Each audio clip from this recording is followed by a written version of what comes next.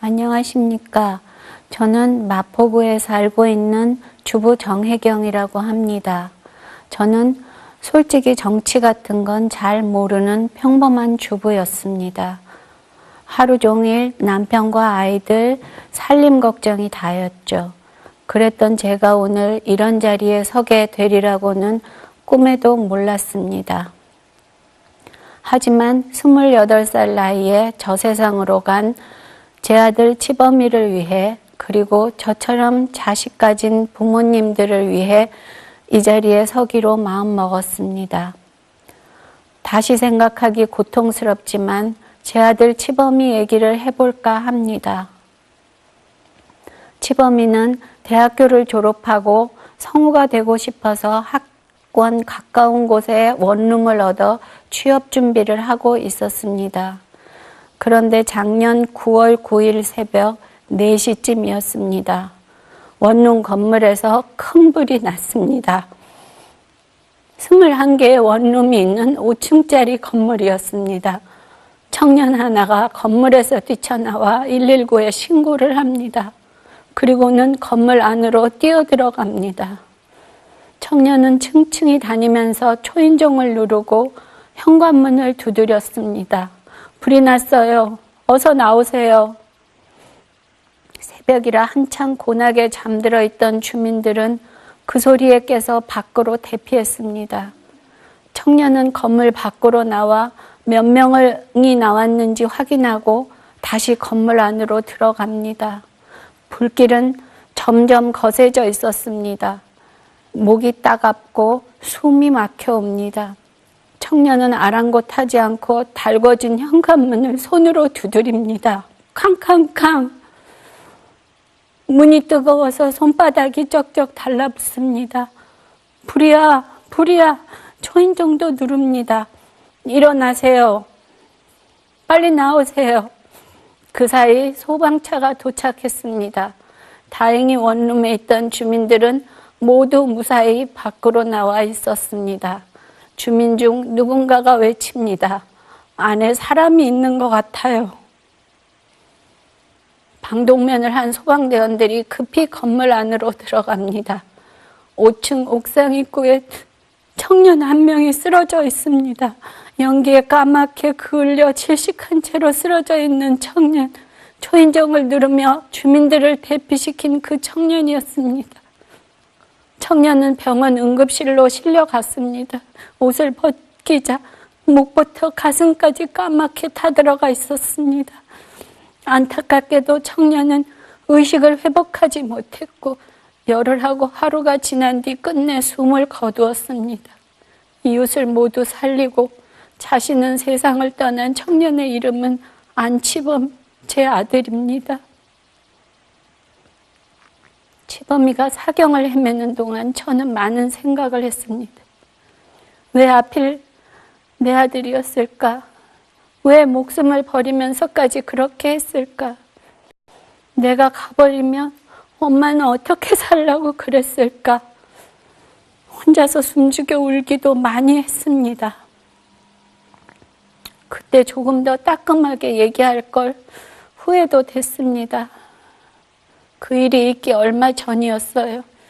치범이는 거실 소파에서 TV를 보고 있었고 저는 주방에서 일을 하고 있었는데 TV에 막 다른 사람을 구하고 자기는 죽는 뉴스가 나오는 거예요. 그래서 제가 얘기했어요. 치범아, 너는 혹시 저런 일 생기면 절대로 나서면 안 돼. 이 세상에 제일로 소중한 게 자기 목숨이야. 그러니까 치범이가 그러더군요. 옆에서 사람이 죽어가는데 어떻게 모른 척 할 수가 있어. 그리고 내가 남을 도와야 남도 나를 돕지. 엄마도 내가 어려운 일 겪고 있으면 다른 사람이 나를 도와주길 바랄 거 아니야. 그러니까 엄마 그렇게 생각하면 안 돼. 저는 뭐라고 더 얘기하고 싶었지만 더 이상 아들이랑 다투기 싫어서, 그리고 또 설마 그런 일이 있겠어? 라는 생각에 더 이상 말하지 않았습니다. 그런데 실제로 그런 일이 일어났던 겁니다.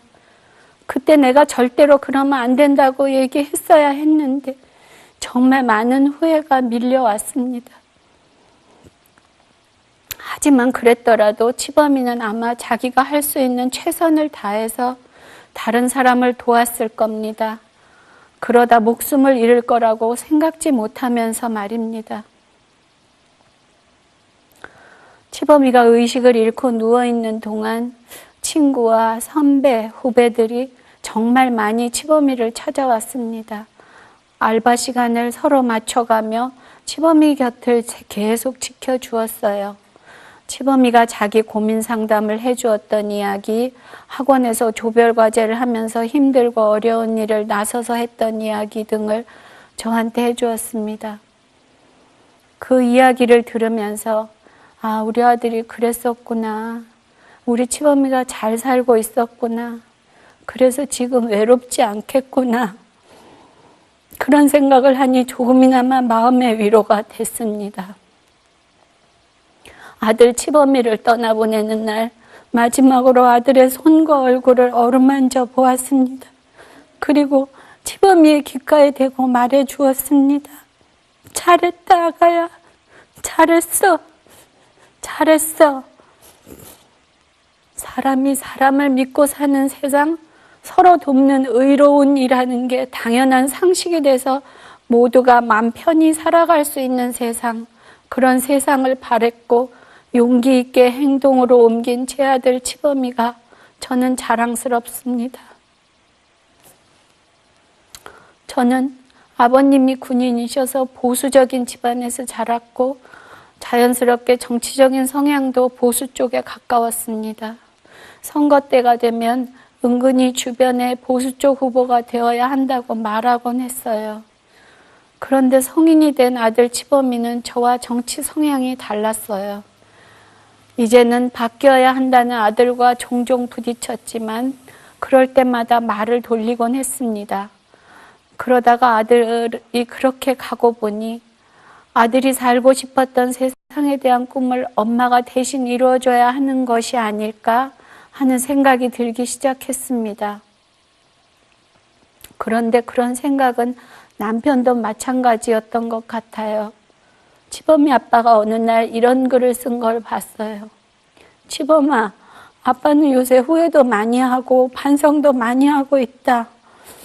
너한테 용돈 넉넉히 주지 못한 거, 너하고 대화를 많이 하지 못한 거, 아버지라서 아들이 하는 얘기 귀담아 듣지 않은 거, 내가 정권을 교체해야 되고 문재인 후보를 찍으라고 할 때도 하라는 공부는 안 하고 세상에 불만만 잔뜩 갖고 있는 놈이 하는 사설이다 생각하고 아빠는 다른 후보를 찍었지.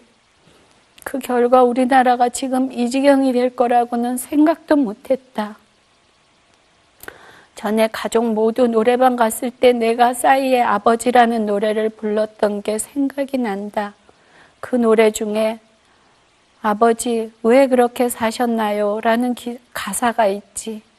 그때는 아빠의 고단한 삶의 일면을 내가 알아준 것 같아 가슴이 뭉클했었는데 요새는 다른 의미로 다가온다. 진짜 아빠는 그동안 선입견, 고정관념 이런 거에 포로가 돼서 세상을 제대로 보지 못하고 살아온 것은 아닐까? 저희 부부가 이런 생각을 하며 치범이의 유품을 정리하던 중 사놓고 아직 신지 못한 새 운동화가 있는 걸 보았습니다. 요즘 아이들 사이에 유행하는 하얀색 운동화였어요. 치범이가 살아있다면 그 운동화를 신고 어디에 갔을까 하는 생각이 들더라고요. 저와 남편은 의논 끝에 치범이의 운동화를 우리 치범이가 바라던 세상을 만들어 주실 분에게 드리기로 했습니다. 문재인 후보는 그 운동화를 받아들고 한동안 말이 없었습니다. 그 운동화 한 켤레에 담긴 한 청년의 인생과 꿈, 그 무게감을 그분은 충분히 느끼고 있는 것 같았습니다. 저와 남편은 이렇게 당부했습니다. 국민도 다른 국민을 돕기 위해 이렇게 목숨을 바치는데 국가와 정치권은 그동안 무엇을 했습니까? 국민이 안전하고 상식과 정의가 존중받는 나라다운 나라를 만드는 데 우리 아들처럼 뛰어주셔야 해요. 문재인 후보는 이렇게 말하더군요. 지금은 뜻하지 않게 아들을 떠나보낸 부모님과 가족들이 위로받을 시간이지 제가 격려받을 시간은 아니라고 생각합니다. 하지만 이 자리를 사양하지 못한 것은 치범군 부모님의 절실한 목소리에 누군가는 응답해야 하기 때문입니다. 국가는 당연히 고귀한 희생에 대해 응답해야 합니다. 그 말씀입니다. 그렇게 시간이 지나고 어느 날 뉴스를 보게 되었습니다. 문재인 후보가 대전 국립현충원의 천안함 용사묘역을 참배하면서 의사자로 지정된 우리 치범이의 가묘를 찾았다는 기사였습니다.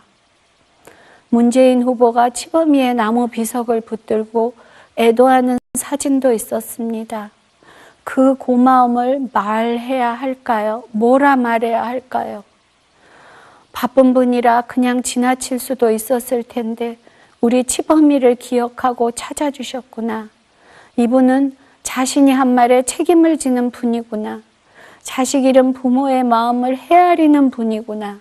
그러니 국민의 아픈 마음도 헤아리겠구나 하는 생각이 들었습니다. 한 나라의 대통령은 나라를 굳건하게 하고 잘 살게 하는 큰 일도 해야 하지만 국민의 아픔과 고통을 헤아리고 보듬어주는 분이어야 한다고 생각합니다.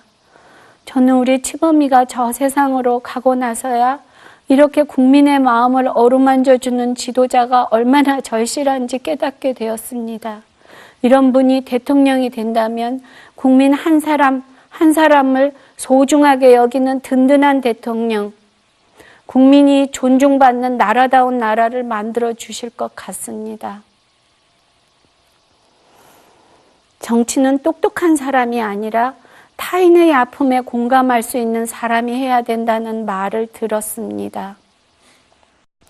저는 이 말이 정말 맞는 말이라고 생각이 듭니다. 국민의 아픔에 공감하는 지도자, 그런 지도자만이 우리와 우리 자식들의 미래를 만들 수 있다고 생각합니다. 착한 사람은 자기의 잘남을 드러내지 않는다고 합니다. 착한 사람은 자기를 희생해서라도 다른 사람을 살리죠. 그래서 저는 문재인 후보가 국민들을 섬기는 대통령, 자기의 권위가 아닌 국민의 권위를 세우는 대통령이 될 거라고 믿습니다.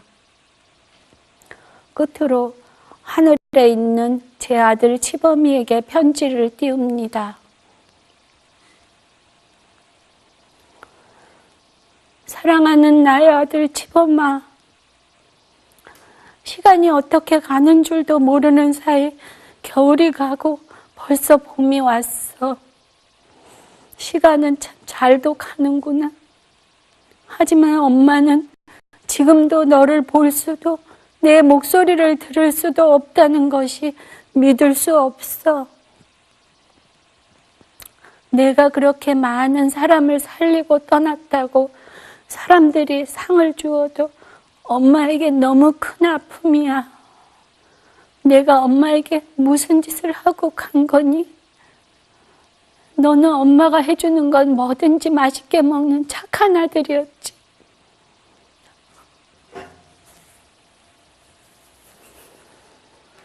얼마 전에 내 큰 매형이 온다고 하여 갈비찜을 준비하는데 눈물이 막 흘렀어. 엄마 밥은 집밥이 아니야. 칭찬하면서 맛있게 먹던 내 모습이 떠올라서 치범아 보고 싶다. 내 새끼. 그렇게 허망하게 가버리고 나니 고기 한 점이라도 더 먹일 걸. 작년에 내 생일에 나가서 먹지 말고 집에서 미역국에 밥 해줄 걸. 후회가 밀려온다. 아직도 엄마는 내가 그냥 멀리 떨어져 있다고 생각해. 그래서 내 방에 불을 켜놓고 있다. 예전에 항상 내가 늦게 들어올 때마다 방불 켜놓듯이. 치범아, 이제 너의 바람은 엄마와 아빠의 바람이 되었어. 또 많은 국민들이 착한 사람이 존중받는 상식적이고 정의로운 나라를 만들려고 노력하고 있단다. 5월 9일 투표하고 좋은 소식 갖고 너에게 찾아갈게. 안녕. 그랬더라도 치범이는 아마 자기가 할 수 있는 최선을 다해서 다른 사람을 도왔을 겁니다. 그러다 목숨을 잃을 거라고 생각지 못하면서 말입니다. 치범이가 의식을 잃고 누워있는 동안 친구와 선배, 후배들이 정말 많이 치범이를 찾아왔습니다. 알바 시간을 서로 맞춰가며 치범이 곁을 계속 지켜주었어요.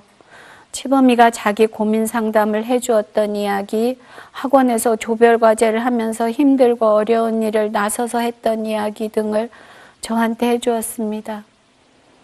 그 이야기를 들으면서 아, 우리 아들이 그랬었구나. 우리 치범이가 잘 살고 있었구나. 그래서 지금 외롭지 않겠구나. 그런 생각을 하니 조금이나마 마음의 위로가 됐습니다. 아들 치범이를 떠나보내는 날 마지막으로 아들의 손과 얼굴을 어루만져 보았습니다. 그리고 치범이의 귓가에 대고 말해 주었습니다. 잘했다 아가야. 잘했어. 잘했어. 사람이 사람을 믿고 사는 세상, 서로 돕는 의로운 일하는 게 당연한 상식이 돼서 모두가 맘 편히 살아갈 수 있는 세상, 그런 세상을 바랬고 용기 있게 행동으로 옮긴 제 아들 치범이가 저는 자랑스럽습니다. 저는 아버님이 군인이셔서 보수적인 집안에서 자랐고 왜 하필 내 아들이었을까? 왜 목숨을 버리면서까지 그렇게 했을까? 내가 가버리면 엄마는 어떻게 살라고 그랬을까? 혼자서 숨죽여 울기도 많이 했습니다. 그때 조금 더 따끔하게 얘기할 걸 후회도 됐습니다. 그 일이 있기 얼마 전이었어요. 치범이는 거실 소파에서 TV를 보고 있었고 저는 주방에서 일을 하고 있었는데 TV에 막 다른 사람을 구하고 자기는 죽는 뉴스가 나오는 거예요. 그래서 제가 얘기했어요.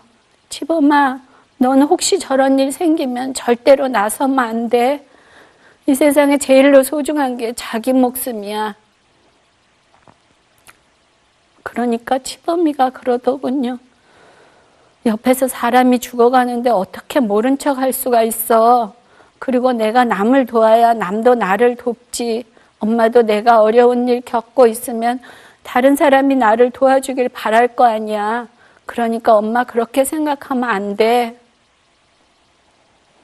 저는 뭐라고 더 얘기하고 싶었지만 더 이상 아들이랑 다투기 싫어서, 그리고 또 설마 그런 일이 있겠어? 라는 생각에 더 이상 말하지 않았습니다. 그런데 실제로 그런 일이 일어났던 겁니다. 그때 내가 절대로 그러면 안 된다고 얘기했어야 했는데 정말 많은 후회가 밀려왔습니다. 하지만 그 건물 밖으로 나와 몇 명이 나왔는지 확인하고 다시 건물 안으로 들어갑니다. 불길은 점점 거세져 있었습니다. 목이 따갑고 숨이 막혀옵니다. 청년은 아랑곳하지 않고 달궈진 현관문을 손으로 두드립니다. 캉캉캉. 문이 뜨거워서 손바닥이 쩍쩍 달라붙습니다. 불이야, 불이야.